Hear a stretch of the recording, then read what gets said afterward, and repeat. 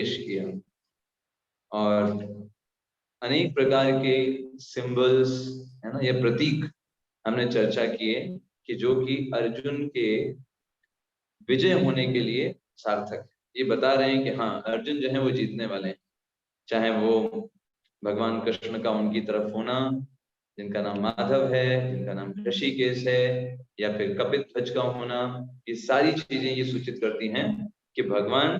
प्रभु जी आवाज नहीं आ रही। अच्छा, ओके, क्या सभी को समस्या है? नहीं, क्लियर है, क्लियर है प्रभु। प्रभु जी आ रही, आवाज क्लियर आ रही है। आवाज आ रही है प्रभु जी। ओके ओके, इसका हम मतलब लोग को आ शायद रही है। ओके, आ रही है प्रभु जी, आवाज आ रही है। ठीक है, ठीक है प्रभु जी आवाज क्लियर है। ठीक है, ठीक है। तो इसका मतलब माता जी को कुछ समस्या होगी। एक बार आप नेटवर्क देख लीजिएगा माता जी। ठीक है, तो 21 से हम देखेंगे। हमने देखा चाहे वो हनुमान जी का कपित ध्वज होना हो, हनुमान जी रथ के ऊपर आसीन हैं, चाहे वो हो, या भगवान का नाम माधव है, भगवान का नाम ऋषिकेश है, अनेक प्रकार के जो हैं वो सिंबल्स हैं जो जो बताते हैं कि अर्जुन जो है वो जीतने वाले। हमारा नेट जो गड़बड़ होगा को कहाँ सही कर दो। किसी का म्यूट हो गया है। यस, हमने अनेक प्रकार के इन सिंबल्स को देखा और आज के सत्र में हम देखेंगे कि किस प्रकार से भगवान जो है वो अच्युत हैं। आज का मेन टॉपिक इसीलिए है अच्युत श्री भगवान। भगवान जो कभी भी अपने उस पद से नहीं हटते हैं। जो भगवान अपने भक्तों से प्रेम करते हैं, उस प्रेम से कभी नीचे नहीं आते, उस प्रेम को कभी छोड़ते नहीं है। प्रेम दिखाने के लिए अपने भक्तों से, ऐसे श्री भगवान को अच्युत के नाम से जाना जाता है। तो उसके पहले हम कुछ पिछले सत्र से रिलेटेड कुछ चीजें आपको क्लियर कर देते हैं। भगवान जो है वो ईश्वर तत्व है और अर्जुन जो है वो जीव तत्व को रिप्रेजेंट कर रहे हैं, हम सभी को रिप्रेजेंट कर रहे हैं। हमने आपको पिछले सत्र में बताया था कि जो अग्निदेव हैं उन्होंने अपना रथ प्रदान किया था और आपको बताया था कि जो इंद्रदेव हैं उन्होंने घोड़े दिए हुए थे। लेकिन इसमें थोड़ा सा बदलाव है। अग्निदेव ने रथ दिया था लेकिन इंद्रदेव ने घोड़े नहीं दिए थे। घोड़े दिए थे गंधर्वों के प्रमुख चित्ररथ ने। चित्ररथ नाम के एक गंधर्व हैं, उन्होंने घोड़े प्रदान किए थे। जबकि इंद्र जो कि अर्जुन के पिता हैं, उन्होंने शंख प्रदान किया था और तरकश प्रदान किया था। शंख और तरकश, ये दो चीजें इंद्र जी ने प्रदान किया था। ये इसमें आप थोड़ा चेंज कर सकते हैं, ऐसा कई जगह पर वर्णन आता है। भीम जो है, भीम को आपने देखा होगा पिछले जब भीम का नाम आया शंख बजाने में, तो उनको वृकोदर के नाम से जाना जाता है। वृकोदर, तो वृकोदर का मतलब है जो बहुत खाते हैं, बहुत ज्यादा खाते हैं। और सिर्फ खाते ही ज्यादा नहीं है, मेहनत भी बहुत ज्यादा करते हैं। उनसे ज्यादा मेहनती भी कोई नहीं। तो एक बार की बात है, जब भीम जो थे वो भीम एक बार कुंती महारानी उनको अपने गोद में लेकर के बैठी हुई थी और अचानक से बहुत तेज शेर की दहाड़ सुनी और वो पहाड़ पे बैठे हुए थे। तो अचानक से डर के कारण भीम जो थे उनके हाथ से छूट गए और वो पहाड़ से नीचे जाकर के गिरे जाकर। तो कुंती महारानी बड़ा परेशान होकर के दौड़ते दौड़ते नीचे आई कि अरे भाई भीम किधर गए, है ना, चोट लग गई होगी, क्या हुआ होगा। नीचे उतर के आए तो देखा एक बड़ी सी चट्टान के ऊपर भीम गिरे थे। लेकिन हुआ क्या था, वो चट्टान जो है वो चकनाचूर हो गई थी, भीम को कुछ नहीं हुआ था। तो भीम इतने पावरफुल थे वृकोदर नाम से।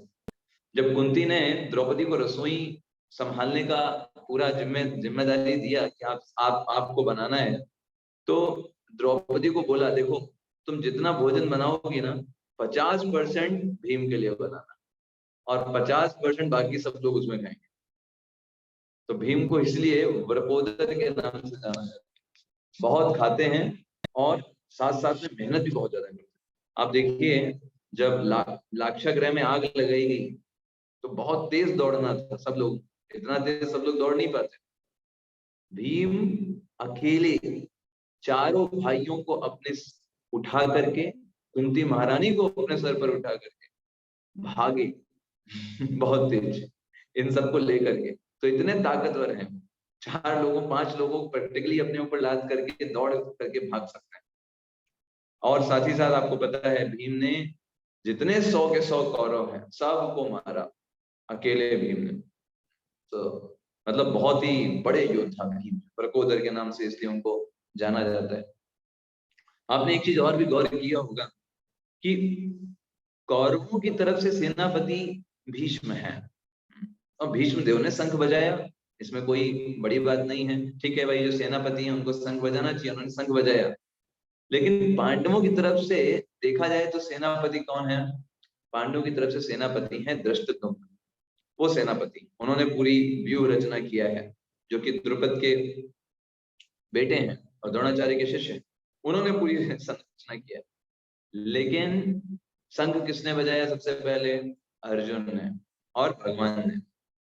तो एक चीज यहाँ क्लियर होती है कि पांडवों की तरफ किसी भी प्रकार का कोई भेदभाव नहीं था। इवन दो अर्जुन और भगवान श्री कृष्ण शंख बजा रहे हैं, धृष्टद्युम्न को उससे कोई प्रॉब्लम नहीं थी कि भाई हम सेनापति, हमको क्यों नहीं बजाने दिया गया। पांडवों की तरफ से इतना ज्यादा कॉपरेशन था, सबको ये पता था कि भगवान श्री कृष्ण हैं और अर्जुन वास्तव में सेनापति। हम भले ही बनाए गए हैं बट वास्तविक सेनापति अर्जुन ही है, ऐसे करके सबको पता था। वहीं दूसरी तरफ कौरवों में बहुत ज्यादा मनमुटाव था, जैसे कर्ण और भीष्म, बहुत मनमुटाव। कर्ण ने बोल दिया का देखो, जब तक भीष्म रहेंगे मैं युद्ध नहीं करूंगा, मैं रहूंगा ही नहीं युद्ध में। भीष्म से उसको बहुत नफरत थी, और जब तक भीष्म जिंदा रहे कर्ण युद्ध में नहीं है। जब भीष्म मर गए तब कर्ण है। तो कौरवों में बहुत ज्यादा भेदभाव था, बहुत ज्यादा उनमें कॉपरेशन नहीं था। ऐसे ही शल्य, वो भी, वहां पे भी भेदभाव था, वहां भी कूटनीति थी। कर्ण का जो सारथी था वो भी उसको कोऑपरेट नहीं करता था, हमेशा कर्ण को डिमोटिवेट किया करता था, है ना। तो वहां पर बहुत ज्यादा कॉपरेशन की कमी थी, लेकिन यहाँ पर बहुत बढ़िया टीम मैनेजमेंट था, बहुत बढ़िया टीम मैनेजमेंट था। चलिए अब देखिए 21 पढ़ेंगे, फर्स्ट चैप्टर 21। अर्जुनवाच सेनयोरुभयोर्मध्ये रथं स्थापयमेच्युता यावदेतानिरीक्षेऽहं योद्धुकामानवस्थितान् कैमर्यासा योद्धव्यम् अस्मिरन् समुद्यमे। तो अर्जुन ने क्या बोला? सबसे पहले सेनयोरुभयोर्मध्ये, दोनों सेनाओं के उभय मतलब दोनों सेनाओं के बीच में रथ को लेकर के चलिए। कौन? भगवान श्री कृष्ण से बोला, मैं अच्युता, अच्युत भगवान श्री कृष्ण जिनका नाम अच्युत है, आप दोनों सेनाओं के बीच में मेरे इस रथ को लेकर के चलिए। तो मान लीजिए भगवान पूछे भाई किस लिए लेकर के चले, क्या करोगे दोनों सेनाओं के बीच में, क्या करोगे जाकर के?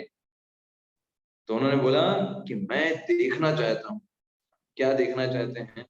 कि भाई मुझे किससे लड़ाई करनी है, कौन लोग हैं जिनसे हमारा कंपटीशन। तो वो एक आकलन करने जा रहे हैं, देखने जा रहे हैं कि किन किन योद्धाओं से उन्हें युद्ध करना है।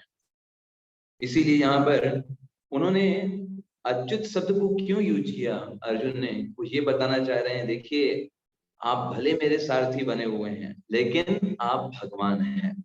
अच्युत शब्द का अर्थ होता है जो कभी भी अपने पद से नीचे नहीं गिरता, जो कभी भी अपने जो प्रेम करते हैं भक्तों के प्रति, वो कभी भी किसी भी हालत में कम नहीं करते, वो कभी कम नहीं होता, वो कभी भी अपने पद से नीचे नहीं आते। ऐसा नाम है अच्युत।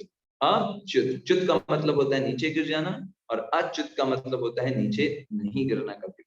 भले भगवान सारथी बने हैं, ऐसा लग रहा है कि ड्राइवर की तरह हैं, लेकिन आप अच्युत हैं, आप भले मेरे सारथी हैं। इसीलिए उन्होंने बोला कि आप मुझे इन दोनों सेनाओं के बीच में लेके चलिए ताकि मैं देख सकूं।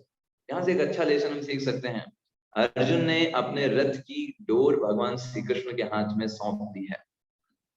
ये हमको एक शिक्षा देते हैं कैसे हमें अपने जीवन की बागडोर भगवान श्री कृष्ण के हाथ में छोड़ देनी चाहिए, और तब हम बहुत ही आसानी से अपने जीवन यापन कर सकते हैं। जब तक हम सोचेंगे कि हम अपने जीवन को चलाएंगे, अपने मन मुताबिक कार्य करने का प्रयास करेंगे, हम फ्रस्ट्रेट होते रहेंगे। लेकिन जब हम भगवान श्री कृष्ण को अपने जीवन रूपी रथ की डोर को सौंप देते हैं, तब हमारा सब कुछ हो जाता है, सबसे अच्छे तरीके से होता है। और भगवान ने वैसा किया ही। भगवान ने बहुत ही एक आज्ञाकारी सारथी के रूप में अर्जुन की बातों को स्वीकार किया। हाँ बिल्कुल बिल्कुल भाई, आपकी हम बात कर, आप जो कह रहे हो हम करते हैं, है ना। उन्होंने वैसा किया। तो भगवान को प्राप्त करने के, भगवान के साथ अपने संबंध को इस्टेब्लिश करने के 4 तरीके होते हैं, 4 ways to establish the relationship, है ना। तो सबसे निचला तरीका होता है भगवान के साथ संबंध को स्थापित करने का, उसको बोलते हैं भय। डर से भगवान के साथ संबंध स्थापित करना। जैसे आप कई सारे धर्मों में देखेंगे तो बोलेंगे भगवान के सामने जाकर के पछतावा करो या फिर जल जाओ, खौफ करो, भगवान से डरो। तो ये सबसे निचला स्तर है भगवान के साथ संबंध बैठाने का, कि भाई उनसे डरना है। जैसे सरकार बहुत सारी पॉलिसी बनाती है इसीलिए ताकि लोग गलत कार्य ना करें लेकिन वो फायदेमंद नहीं है, क्योंकि लोग कोई ना कोई तरीका निकाल ही लेते हैं वो डर काम नहीं आता। तो सबसे निचला स्तर है भगवान के साथ संबंध बैठाने का कि हम डरें कि कोई भगवान वहां बैठे हुए हैं बादलों के पीछे, हम कुछ गलत करेंगे तो वो दंड देने के लिए तैयार हैं, इसलिए भैया हमको सब कुछ अच्छा अच्छा करना है। ये सबसे निचला स्तर है भगवान के साथ कनेक्ट होने का। इससे ऊपर का स्तर है इच्छा या फिर कामना का स्तर। ये व्यक्ति भगवान से डरता नहीं है, वो सोचता है कि भाई हमारी तो बहुत सारी कामनाएं हैं, बहुत सारी इच्छाएं हैं और अपने आप तो हम पूरा कर नहीं सकते। चलो ठीक है, भगवान है जो हमारी मदद करने वाले हैं, हमारी हेल्प करने वाले हैं, हमारी उन इच्छाओं की पूर्ति के लिए वो हमको सुविधाएं प्रदान कर सकते हैं, क्यों ना उनके पास चला जाए। तो ये भय से अच्छा है, इसमें व्यक्ति डर नहीं रहा है भगवान से, वो उनके पास जा रहा है, उनको अपना वेल विशर मान रहा है और उनके पास जाकर के कुछ भौतिक लाभ मांग रहा है। ये सबसे अच्छा नहीं है, लेकिन भय से अच्छा है कि व्यक्ति वहां पर जा रहा है। लेकिन इसमें दिक्कत क्या है कि भाई जब आपको फायदा हो जाएगा, जब आपको वो प्रतिपूर्ति हो गई तो व्यक्ति छोड़ भी सकता है। जैसे मान लीजिए कई लोग देखेंगे ना, एग्जाम आने वाले होते हैं, तुरंत वो अगरबत्ती सब चालू हो जाता है, मंदिर में जाकर के घंटा बजाने लगते हैं, एग्जाम गया भगवान गए। तो ये है कामना का स्तर, ये समस्या है। यहाँ पर व्यक्ति जो है वो छोड़ देता है जब उसका काम पूर्ति हो गई, है ना। 16 सोमवार व्रत रखने हैं, मिल गया सब कुछ खत्म, फिर कोई सोमवार नहीं, हो गए 16 सोमवार। ये समस्या है। ऐसे ही ये सबसे बेहतर नहीं। फिर इससे भी बेहतर तीसरा स्तर है, वो है कर्तव्य का स्तर। कि वो व्यक्ति सोचता है कि अरे भगवान ने मेरे लिए कितना कुछ किया है, हमारे लिए कितनी सारी अपॉर्चुनिटी दी, हमको मनुष्य जीवन दिया, है ना, हमको इतना अच्छा एनवायरनमेंट दिया, हमारे लिए कितना कुछ किया, खाने पीने सोने हर एक तो व्यवस्था भगवान की है, कोई वैज्ञानिक एक दाना तक नहीं बना सकता। तो ये व्यक्ति कृतज्ञता पूर्वक कहता है भगवान के लिए मुझे भी कुछ करना चाहिए, मेरा भी कुछ योगदान होना चाहिए भगवान की सेवा में। ये कृतज्ञता पूर्वक करता है, अपने अपनी ड्यूटी मानकर कि मेरी ड्यूटी है ना, भगवान इतना कर रहे हैं तो क्या मैं थोड़ा सा भी ना करूं भगवान के लिए, थोड़ा सा भी समय ना निकालूं क्या भगवान के लिए। ये कर्तव्य का स्तर होता है और ये ज्यादा अच्छा स्तर है कामना से भी ऊपर। और इससे भी सबसे ऊपर जो स्तर होता है वो होता है प्रेम का। यहाँ पर वो व्यक्ति ड्यूटी नहीं मानता। ड्यूटी मानता है तो कैसा होता है कि चलो भाई अपना कोटा पूरा हो गया, काम खत्म, ठीक है, भगवान ने हमारे लिए बहुत कुछ किया, हमने भी उठ करके कर दिया, थोड़ा बहुत दिन का थोड़ा समय निकाल के भगवान के लिए कर दिया, अब वो कोटा पूरा हो गया, काम पूरा हो गया लेकिन जब प्रेम का स्तर होता है तो व्यक्ति वहां कोटा नहीं होता है, वहां पर तो व्यक्ति का जीवन ही भगवान की सेवा कर, सिर्फ पूरा जीवन ही ये डेडिकेशन होता है कैसे मैं भगवान की सेवा कर सकूं। ये होता है प्रेम का स्तर। और प्रेम के स्तर पर व्यक्ति भगवान से कुछ प्राप्त नहीं करना चाहता है, वो भगवान को देना चाहता है। He wants to give due to love। जैसे एक माता अपने बच्चे से प्रेम करती है तो वो ये नहीं सोचती कि बच्चा मेरे लिए क्या करेगा, बस वो बच्चे के लिए करना चाहता है। ऐसे ही प्रेम के स्तर पर भक्त भगवान की सेवा करना चाहता है मन कर्म और वचन से, भगवान के लिए कार्य करना चाहता है और कभी भी ये नहीं सोचता कि मुझे क्या मिलेगा इसके बदले। कभी भी इसके लिए नहीं सोचता। That is the level of प्रेम। तो हमें एटलीस्ट कर्तव्य के स्तर पर भगवान को अप्रोच करना चाहिए। प्रेम तो हमारे लिए बहुत दूर की बात है, बहुत समय लगेगा, लेकिन हमें एटलीस्ट कर्तव्य के स्तर पर अप्रोच करना चाहिए भगवान को। तो भगवान जो शुद्ध भक्त होते हैं वो प्रेम के स्तर पर भगवान को अप्रोच करते हैं, जैसे अर्जुन जो है। और भगवान को बहुत आनंद आता है जब कोई शुद्ध भक्त उनको आदेश देता है। अभी देखिए भगवान तो सबसे ऊपर है, उनको कोई, उनके ऊपर तो कोई है नहीं। भगवान 7वें अध्याय के 7वें श्लोक में बोलते हैं, मत्तः परतरम नान्यत् किंचिदस्ति धनंजय मयि सर्वमिदं प्रोक्तम सूत्रे मणिगणा इव। 7.7 में भगवान क्या बोल रहे हैं कि मुझसे ऊपर कोई नहीं है, मेरे बराबर भी कोई नहीं है और मुझसे ऊपर भी कोई नहीं। लेकिन ऐसे परम भगवान को जब कोई शुद्ध भक्त जो उनसे प्रेम करता है, वो शुद्ध भक्त जब आदेश देता है कि भगवान आप ये कार्य करिए, है ना, मैं बोल रहा हूँ आप ये करो, तो भगवान को बहुत अच्छा लगता है। जैसे इसके बारे में एक सिंपल सा आप उदाहरण समझ सकते हैं। एक बार एक अमेरिका के राष्ट्रपति थे ग्लैडस्टोन, तो 300-400 लोग उनका वेट कर रहे थे उनसे मिलने के लिए, और वो खुल नहीं थे, तो उनका दरवाजा ही नहीं खुल रहा। तो एक व्यक्ति ने जाकर के कहा, देखें भाई क्या है, इतना देर हो गया हम लोग वेट करते हुए, आ क्यों नहीं रहे। उसने हल्का सा दरवाजा खोला तो देखकर क्यों आश्चर्यचकित रह गया। जो ग्लैडस्टोन थे, राष्ट्रपति थे, वो एक घोड़ा बने हुए थे, और उनका पोता जो है वो उनके ऊपर चढ़ा हुआ था और कह रहा था चलो आगे चलो आगे चलो, और वो घोड़ा बन करके आगे चल रहे।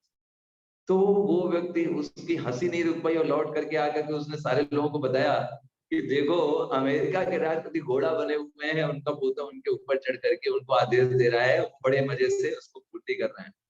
तो बाकी सारे लोग भी हंसने लगे। तो यहाँ पर भले वो जो राष्ट्रपति हैं, पूरे अमेरिका के राष्ट्रपति हैं, लेकिन क्योंकि वो प्रेम करते हैं अपने ग्रैंड चिल्ड्रन से, तो वो जो बोल रहा है घोड़ा बन जाओ, तुरंत वो घोड़ा बन जाता है। क्यों? क्योंकि वो राष्ट्रपति पूरी दुनिया के लिए है, अपने पोते के लिए नहीं। अपने पोते के लिए वो उसके प्रिय व्यक्ति। ठीक ऐसे ही भगवान वो पूरी दुनिया के लिए हैं, पूरे विश्व को संचालित कर रहे हैं, अनेक ब्रह्मांड, उनके रोम रोम से करोड़ों ब्रह्मांड निकल रहे हैं। बट फॉर डिवोटीज भगवान उनकी एक प्रियतम है, एक प्रिय व्यक्ति है, जिनका आदेश वो स्वीकार करना चाहते हैं। उनको बड़ी प्रसन्नता होती है जब यशोदा माता डांटती हैं, एक कहना तुम उधर क्यों खाने जाते हो, चोरी करने क्यों जाते हो, तुमको घर में हम नहीं देते क्या, क्यों इतने सारी गोपियों के घर में जा करके जाते हो, वो आकर के शिकायत करती हैं, कहीं नहीं जाना तुमको खाने। तो भगवान को बहुत प्रसन्नता होती है कि कोई हमको भी डांट रहा है ना। और साथ साथ में भगवान रिलीज करते हैं उस वात्सल्य रस को रिलीज करते हैं। तो ऐसे ही जब भगवान प्रेम के द्वारा बंध जाते हैं, अब कोई अर्जुन तो जीव हैं, उनको बांधने की क्षमता नहीं है भगवान को, लेकिन भगवान उनके ड्राइवर क्यों बन गए, सारथी क्यों बन गए, प्रेम के वश। प्रभुपाद जी तात्पर्य में यही लिखते हैं कि भगवान कभी भी अपने भक्तों पर प्रेम दिखाने में नहीं चूकते हैं, कभी भी नहीं चूकते, इसीलिए उनका नाम अच्युत है। कभी भी प्रेम दिखाने में नहीं चूकते, कभी भी अपने पद से नीचे नहीं गिरते, उनकी परम स्थिति हमेशा बनी रहती, इसीलिए उनका नाम अच्युत है। अभी भले ही भगवान सारथी बने, लेकिन वो प्रेम के कारण बने हुए हैं। भगवान भले ही एक छोटे बच्चे का रोल अदा कर रहे हैं, प्रेम के कारण। ऐसा नहीं कि भगवान अभी छोटे हैं तो वो पूतना को नहीं मार पाएंगे, वो कालिया नाग को नहीं मार पाएंगे ना, वो सब उनकी स्थिति वैसी ही है, लेकिन प्रेमवश वो यशोदा माता की जी द्वारा नियंत्रित होना चाहिए। That is the thing. यही चीज हमको समझनी है। तो प्रभुपाद जी यही बताते थे कि देखिए जो ईसाई लोग होते हैं वो जाते हैं चर्च में और कहते हैं ओ गॉड आप बड़े अच्छे हो, बहुत बढ़िया हो, आप हमको खाने के लिए रोटी चावल ये सब देते रहिए, है ना। वो जाकर के प्रेयर करते हैं। प्रभुपाद जी कहते हैं कि ये सब के लिए हमको भगवान से मांगने की जरूरत नहीं है, भगवान तो दे ही रहे हैं, सबको दे रहे हैं। जितने जीव हैं, क्या भगवान उनको खाने के लिए चीजें नहीं दे रहे हैं? वो तो दे ही रहे हैं भगवान, उनसे मांगने की आवश्यकता नहीं, हमें उनको देने के लिए प्रयास करना चाहिए। That is the thing. Prabhupada ji कहते थे इसलिए हम लोग we are following bread giving religion, हम लोग भगवान को रोटी देने का प्रयास करते हैं। यशोदा माता को टेंशन होती है कि कृष्ण को क्या खाना है, वो ये नहीं सोचती कि कृष्ण से मैं कुछ ले लूं। That is not, we are not bread seeking religion, we are bread giving religion, we are taking tension how to please Krishna, है ना? कैसे भगवान को सुंदर सुंदर भोग लगाएं, भगवान से भोग नहीं मांग रहे हैं हम, भगवान को भोग लगाने के लिए टेंशन लेने वाले धर्म को फॉलो करते हैं। That is prema. Prem means you always want to give other person. कैसे पता चलेगा कोई व्यक्ति हमसे प्रेम करता है? वो हमेशा हमको देने का प्रयास, नेवर वांट्स टू एनीथिंग, हमसे कुछ नहीं मांगे, दैट इज प्रेम, है ना? That is the thing. तो हम भगवान से प्रेम करते हैं मतलब क्या? हम हमेशा उनकी प्रसन्नता के लिए कंसर्न हैं, अपने लिए ना जाए वहां पर। That is the thing. Prabhupada ji बहुत सुंदर तात्पर्य लिखते हैं इस श्लोक का तात्पर्य में लिखते हैं कि भगवान और भक्तों के बीच में कंपटीशन चलता है। भक्त चाहता है भगवान की मैं कैसे अच्छे से सेवा कर सकता हूँ, उनको किस नाम मैं प्रसन्न कर सकता हूँ, और भगवान चाहते हैं कि मैं भक्त को किस तरीके से सारी सुविधाएं प्रदान कर दूं ताकि उसको कोई असुविधा ना हो। तो दोनों में कंपटीशन चलता रहता है। चलिए अगले श्लोक चलते हैं। इसमें अगले यहाँ पर हमने एग्जाम्पल ये भी देखा कि भगवान जब भक्तों से प्रेम करते हैं तो कुछ भी कार्य करने में पीछे नहीं हटते, वो अपने आप को भक्तों का दास मानते हैं और उनको बहुत रिलीजमेंट होता है भक्तों की सेवा करने में। जैसे जब राजसूय यज्ञ हुआ तो युधिष्ठिर महाराज यजमान थे, वहां पर भीष्म देव थे वो पूरा मैनेजमेंट कर रहे थे, दुर्योधन जो थे वो सबके गिफ्ट ले रहे थे जो लोग आ रहे थे। भगवान ने क्या चूज किया करना? भगवान ने कहा जितने भी जो गेस्ट आएंगे उन सबके पैर धोने की जिम्मेदारी मैं वो कार्य करूंगा। तो ये देखा जाए युधिष्ठिर महाराज के सेवक बनने का कार्य करते हैं। तो भगवान वो हैं जो स्वयं भक्तों की सेवा करना चाहते हैं, है ना? और मूर्ख लोग जो है वो भगवान बनना चाहते हैं।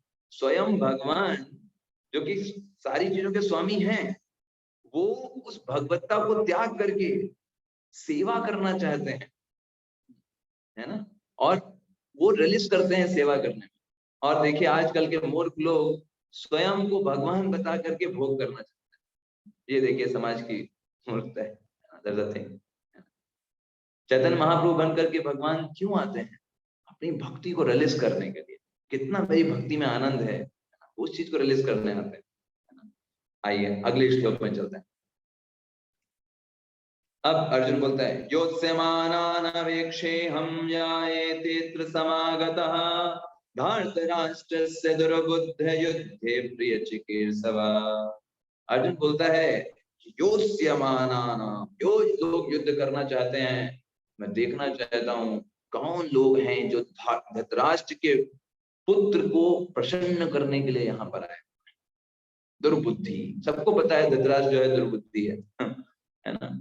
तो वो जानना चाहते थे कौन ऐसे ऐसे व्यक्ति हैं जो दुर्योधन की मदद करने के लिए इस पर आए हुए हैं। ये देखने की इच्छा उनके हृदय में विद्यमान है। देखिए प्रभुपाद जी तात्पर्य में लिखते हैं अर्जुन का बिल्कुल भी ये नहीं था कि वो समझौता करना चाहता था, कभी भी नहीं। समझौता तो नहीं करना था, पूरा युद्ध के मूड में आया था कि मुझे युद्ध करना है। बस वो देखना चाहता था कि भाई कितने लोग ऐसे हैं जो दुर्योधन जैसे दुर्बुद्धि जो व्यक्ति है उसकी मदद करने के लिए तैयार है, ऐसा वो देखना चाहते हैं।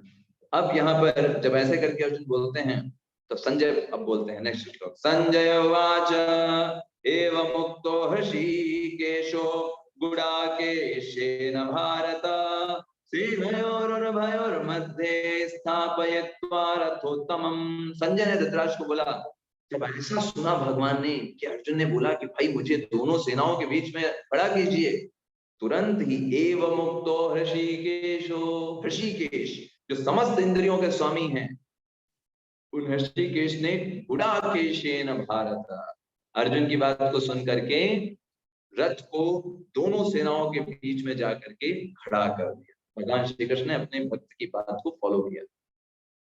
अर्जुन का यहाँ पर नाम आता है गुडाकेश। तो गुडाकेश का प्रभुपाद जी दो अर्थ बताते हैं। गुड़ा का मतलब होता है नींद, नींद पर विजय प्राप्त करने वाला। गुडाकेश, गुडाक ईश मतलब नींद पर विजय प्राप्त करने वाला। और सीधे से गुडाक का एक और अर्थ होता है अज्ञानता। जो अज्ञानता पर विजय प्राप्त किया हुआ है जिसने, वो है गुडाकेश। तो एक बार जब द्रोणाचार्य के साथ प्रशिक्षण ले रहे थे अर्जुन, तो उस समय अर्जुन, रात का समय था और वो भोजन कर रहे थे, अचानक से जो लैंप थी वो बुझ गई, तो अर्जुन फिर भी भोजन कर पा रहे थे। तो अर्जुन के मन में ये बात आई कि जब मैं बिना उजाले के भोजन को सही जगह पर डाल सकता हूँ, मुझे ये सेंस है कि मुख कहाँ पर है, हाथ कहाँ है, तो मैं अंधेरे में बाणों की भी प्रैक्टिस कर सकता हूँ। तो मैं रात का समय बर्बाद क्यों करूं? उस दिन से अर्जुन ने सोना छोड़ दिया।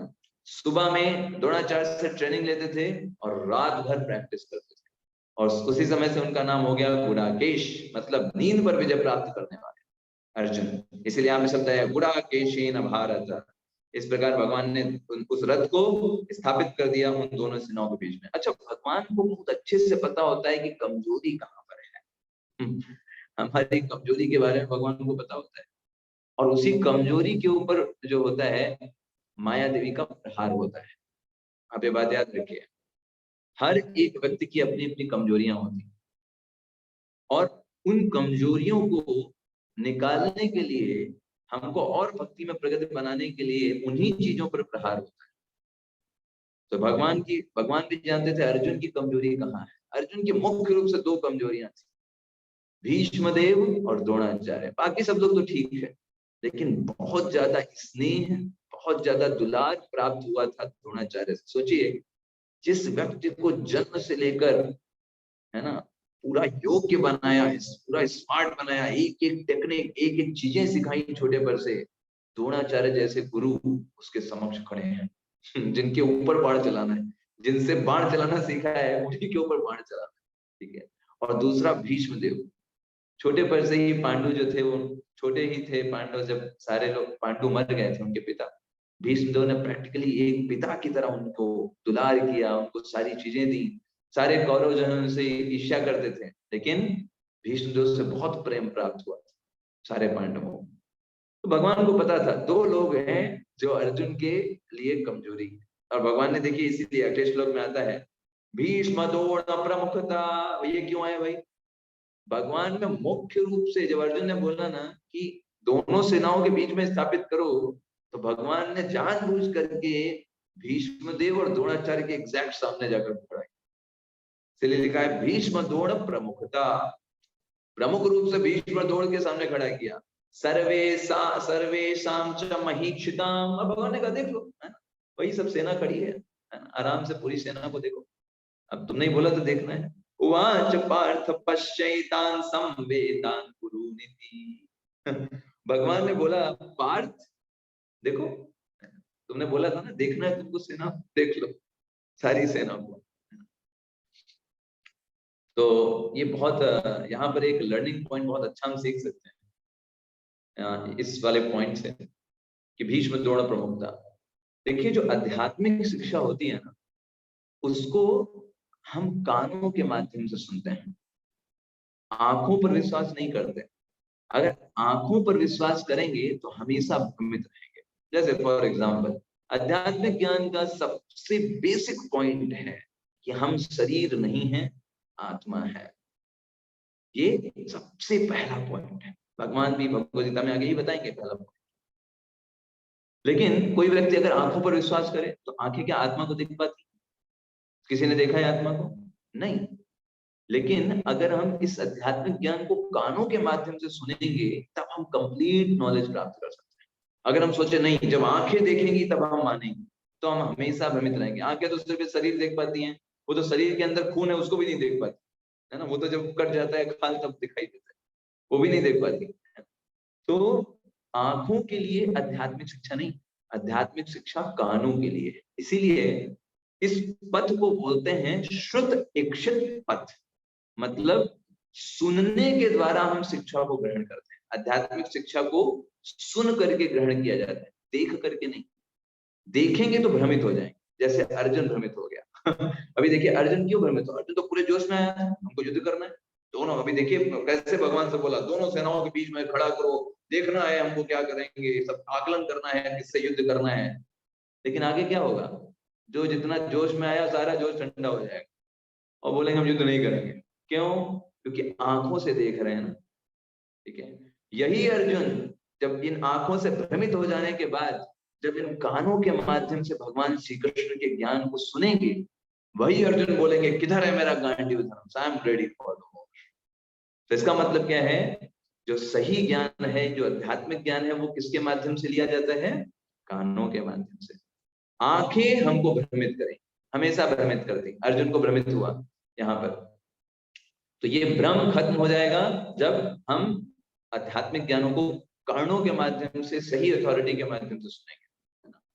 जैसे आजकल कई सारे लोग अपने आप को ईश्वर बताने में लगे हैं कि हम ईश्वर हैं, हम भगवान हैं, हमारी पूजा करो, हमारी आराधना करो।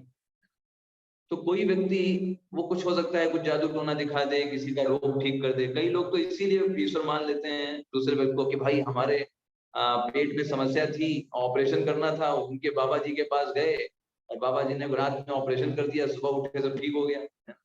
तो इसीलिए भैया वो भगवान है। तो अगर वो ऑपरेशन ही करना है तो डॉक्टर के पास जाना है। आध्यात्मिक पथ में, आध्यात्मिक पथ ऑपरेशन करने के लिए, दुख दर्द दूर करने के लिए, इसके लिए आध्यात्मिक पथ नहीं है। आध्यात्मिक पथ है भगवान और स्वयं के बारे में जिज्ञासा करने के लिए। तो अगर आंखों के माध्यम से हम देखेंगे तो हम भ्रमित हो जाएंगे। हमें हमेशा साधु की पहचान कर्णों के माध्यम से करनी चाहिए। अगर हम बाहर से देखेंगे कौन साधु है तो फिर हम भ्रमित हो जाएंगे। हम देखेंगे अरे इसके पास ये, जिसकी बड़ी बड़ी दाढ़ी हो, है ना, जो बड़े बड़े गेरुए वस्त्र पहना हो, है ना, जो एक धोती कुर्ता पहना हो, वही साधु हो सकता है। हम भ्रमित हो जाएंगे क्योंकि आंखें तो वही सब देखती हैं।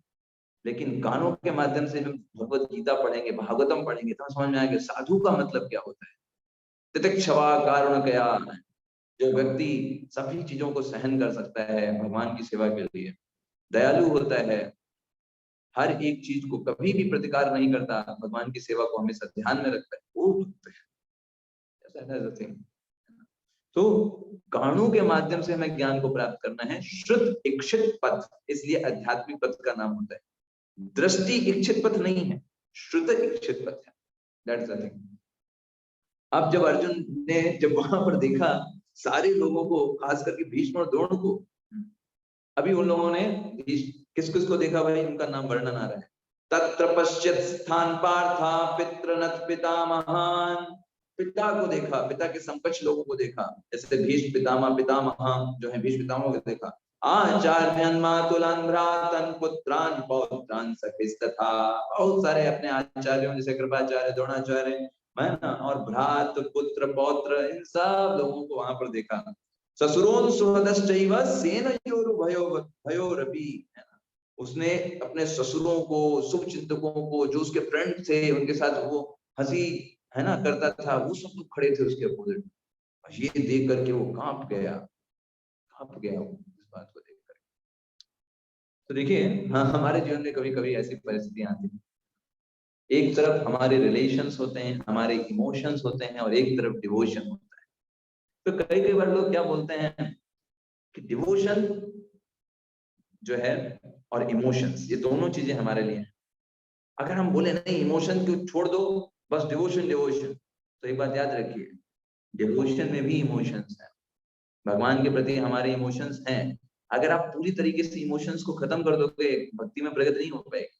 भक्ति में प्रगति के लिए भी इमोशंस चाहिए, लेकिन हमें ये चीज हमेशा याद रखना चाहिए कि हमें हमारे जो इमोशंस होने चाहिए वो भक्ति से रिलेटेड होने चाहिए। यस, जैसे इसके बारे में बताया जाता है कि इमोशंस को अगर हम माने, है ना, कि वो एक समुद्र की तरह है और भक्ति जो है वो एक नाव की तरह है। तो इमोशंस को नाव के अंदर नहीं आना है, नाव चलती रहनी चाहिए, वो आवश्यक है इमोशंस नाव को चलते रहने के लिए। लेकिन अगर हमारे जो इमोशंस हैं वो हमारी भक्ति में बाधक होने लग जाएं, वो समस्या है। That's the thing. अब जब इतने सारे लोगों को देखा अर्जुन ने, जो सारे सगे संबंधी वहां पर उपस्थित हैं, ये देख करके उसका हृदय करुणा से भर गया। अच्छा, क्या करुणा कोई बुरी चीज है क्या? मान लीजिए आप लोगों को देखिए कि ये लोग मारे जाएंगे, लोगों को कष्ट होगा, ये तो बहुत अच्छी चीज है ना। भक्ति में क्या आवश्यक नहीं है? भक्ति में आपका हृदय कठोर होना चाहिए, जब किसी को मार दो, किसी को खत्म कर दो। नो, कंपैशन इज रिक्वायर्ड, करुणा बहुत रिक्वायर्ड है। एक भक्त जो होता है वो करुणावान होता है, वो किसी के कष्ट को नहीं देखना चाहता, किसी के दुख को नहीं देख सकता। अर्जुन भी एक भक्त है, उनका हृदय करुणा से भर गया। लेकिन समस्या क्या है यहाँ पर? समस्या ये है कि करुणा गलत लोगों के प्रति दिखाई जा रही है, ये समस्या है। करुणा होना गलत नहीं है। जैसे मान लीजिए आप जा रहे हैं, किसी का एक्सीडेंट हो गया, तो आपको नहीं नहीं हम तो, अर्जुन ने करुणा दिखाई, अर्जुन फंस गया, हम क्यों करुणा दिखाएं, हम तो जा रहे हैं, हम तो अपना जा रहे हैं, हमें तो एक्सीडेंट हुआ नहीं। No, that is bad thing. आपको कंपैशन दिखाना चाहिए। या फिर संसार के बद्ध जीव हैं, वो लगे हुए हैं अपने उन सब चीजों में, हमें हमारे अंदर कंपैशन होना चाहिए कि उनको भक्ति में लेकर के आए, कंपैशन होना चाहिए। यहाँ पर अर्जुन क्यों गलत हुआ? करुणा गलत नहीं है, उसको जहां आरोपित किया वो गलत है। आरोपित कहाँ कर रहा है उस करुणा को? उन लोगों के ऊपर आरोपित कर रहा है जो लोग दुर्योधन का साथ दे रहे हैं। दैट इज द थिंग, यही समस्या हुई करुणा के साथ, है ना। कुंभकर्ण बहुत अच्छा है, भाई के प्रति बहुत प्रेम भावना है, लेकिन भाई क्या कर रहा है वो इम्पोर्टेंट है। That is the thing. भाई अगर गलत काम कर रहा है और आप उसके ऊपर करुणा दिखा रहे हो, तो वो करुणा गलत है ना। ऐसे हमें सामान्य जन पर करुणा रखनी चाहिए, करनी चाहिए। तो अर्जुन किनके ऊपर करुणा कर रहा है? जो आतताई हैं, जो लोग सब सारे गलत कार्यों में रत हैं, ऐसे लोगों के ऊपर करुणा दिखा रहा है। ऐसे मित्रों के ऊपर जो दुर्योधन का साथ दे रहे हैं, गलत का साथ दे रहे हैं, ऐसे लोगों पर करुणा नहीं दिखानी चाहिए। हाँ, अगर उसके मित्र होते और कोई सामान्य जन भी होते, वो मारे जाने वाले हैं, करुणा हमारे हृदय में होनी चाहिए। अगर करुणा नहीं होगी कैसे हम भक्ति करेंगे, है ना। अगर आप सोचिए, आपके अंदर प्रेम नहीं है, आपके रिलेशन, आपके संबंधों के प्रति भी आपको प्रेम नहीं है ना, आप निष्ठुर हो गए हो, कठोरता आ गई है, तो आप भक्ति भी नहीं कर पाओगे। भक्ति के लिए भी प्रेम चाहिए, है ना? आपके हृदय में करुणा होनी चाहिए, है ना। जो इसीलिए देखा जाता है, जो भक्त बनते हैं वो सामान्य जन की अपेक्षा अपने परिवार का ज्यादा अच्छे से ध्यान रखते हैं, उनको ज्यादा अच्छे से केयर करते हैं, because they see everybody as a servant of Krishna. उस सबको भगवान के सेवक के रूप में देखते हैं, और वो कहते हैं अगर मैं किसी तरीके से दूसरे व्यक्ति को भगवान की सेवा में ला पा रहा हूँ, कर पा रहा हूँ, तो ये बहुत बड़ी एक कर्तव्य है मेरा, ये मुझे करना है। तो वो अपने परिवार का, समाज का और ज्यादा अच्छे से केयर करते हैं। आप देखिए, समाज में हर कोई व्यक्ति प्रेम करना चाहता है। लोग प्रेम, है ना, प्रेम भरे संगीत सुनते हैं, मूवीज देखते हैं, हर जगह वो चाहते हैं प्रेम प्रेम प्रेम प्रेम प्रेम, है ना। एक छोटा बच्चा जब जन्म लेता है, तो छोटे पर वो सिर्फ अपनी माता को जानता है, वो और माता, बस और कोई नहीं। फिर बाद में पिता को जानता है, उसके प्रेम का विस्तार होता है, फिर वो परिवार को, फिर वो अपने समाज को, जाति को, वर्ण को, देश को, मनुष्य जाति को प्रेम करने लगता है। लेकिन फिर भी वो पशुओं को मार के खा रहे हैं। तो प्रेम कंप्लीट नहीं है। प्रेम कब कंप्लीट होता है? जब वो मुख्य व्यक्ति के प्रति आरोपित किया जा रहा है, जिससे सब कुछ आया हुआ है ना। सर्वयोनिषु कौन्तेय मूर्तया संभवन्तिया तासम ब्रह्म महद्योनिर अहम बीज प्रदापिता। 14वें अध्याय का चौथे श्लोक में भगवान श्री कृष्ण कहते हैं, जितनी भी योनियां हैं, जितने भी जीव हैं, उन सब का पिता मैं। तो जब हम ऐसे परम भगवान के प्रति प्रेम को आरोपित करते हैं, इस समाज के, चाहे वो एक चींटी ही क्यों ना हो, उसके प्रति भी हमारा हृदय करुणा से भर जाता है। क्यों कष्ट मिलना चाहिए उस चींटी को भाई? वो भी तो भगवान का ही अंश है। तो हम उसको कष्ट नहीं दे पाते। सारी प्रकार की समस्याएं खत्म हो जाती जब हमारा प्रेम किसके प्रति आरोपित होगा? मुख्य व्यक्ति भगवान श्री कृष्ण के प्रति आरोपित होगा, है ना। तो यहाँ पर भले ही अर्जुन भगवान श्री कृष्ण के समक्ष खड़े हैं, लेकिन वो दुखी हैं। क्यों दुखी हैं? क्योंकि भगवान श्री कृष्ण का कहना नहीं मानते। That is the thing. तो हम किसी व्यक्ति के साथ हैं, ये इम्पोर्टेंट नहीं है, हम उसको कितना मान रहे हैं वो हमको उन चीजों से निकालेगा, है ना। That is the thing. तो यहाँ पर अर्जुन का हृदय जो है करुणा से भर गया। तान समीक्षस कौन्तेय सर्वबन्धून् अवस्थितान् कृपया परयाविष्टो सिद्धिर्नम ब्रवीत्। उनका हृदय करुणा से भर गया और पूरी तरीके से करुणाभूत हो गए। और यहाँ पर कौन्तेय बोला गया, कुत्ती के पुत्र है। तो यहाँ पर हमने ये आज यही तक हम करेंगे, और इसके बाद 28 से अब वो क्या बोलते हैं आगे भगवान श्री कृष्ण से, वो हम 28 से परसों की क्लास में करेंगे, है ना। आज हम इतना ही करते हैं। यहाँ पे ओके। हरे कृष्ण, सभी को दंडवत प्रणाम। हरे हरे कृष्ण। कृष्णा प्रभु जी। हरे कृष्ण प्रभु जी। हरे कृष्णा प्रभु जी। हरे कृष्ण प्रभु जी, दंडवत प्रणाम। हरे कृष्ण गुरु जी।